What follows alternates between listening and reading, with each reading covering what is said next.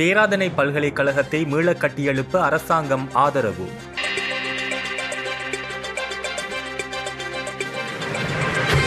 பேராதனை பல்கலைக்கழகத்தை முன்னரை விடவும் மேலான பலமாகவும் பாதுகாப்பாகவும் மீள் எழுச்சித்திறன் கொண்டதாகவும் கட்டியெழுப்ப அரசாங்கம் தயாராக இருப்பதாக பிரதமர் கலாநிதி ஹரிணி அமரசூரிய தெரிவித்துள்ளார். பல்கலைக்கழக வளாகத்தினுள் 2025 நவம்பர் 27 ஏற்பட்ட திடீர் வெள்ளப்பெருக்கினால் பாதிக்கப்பட்ட மாணவர் பிரதிநிதிகள் மற்றும் பீடாதிபதிகளை சந்திப்பதற்காக பல்கலைக்கழகத்திற்கு அவர் டிசம்பர் மாதம் 7 விஜயம் செய்த போதே இவ்வாறு தெரிவித்துள்ளார். இந்த விஜயமானது கல்விசார் கட்டடங்கள், மாணவர் வசதிகள் மற்றும் பிரதான உட்கட்டமைப்பு வசதிகளுக்கு ஏற்பட்ட பாரிய சேதங்களை நேரடியாக பார்வையிடுவதை நோக்கமாக கொண்டிருந்தது.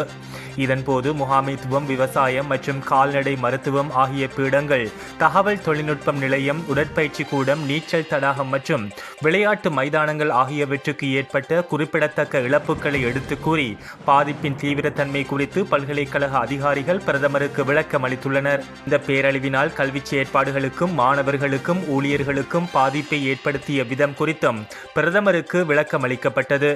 110க்கும் மேற்பட்ட அதிகமான கணனிகள், அத்தியாவசியமான ஆய்வுக்கூட உபகரணங்கள், பரீட்சை ஆவணங்கள் மற்றும் 4 பிரதான தகவல் தொழில்நுட்ப வழங்கிகள் ஆகியன அழிவடைந்துள்ளதாகவும் ஆரம்ப சேத மதிப்பீடு 6 பில்லியன் ரூபாவை விடவும் அதிகமாக இருப்பதாகவும் தெரிவிக்கப்பட்டுள்ளது.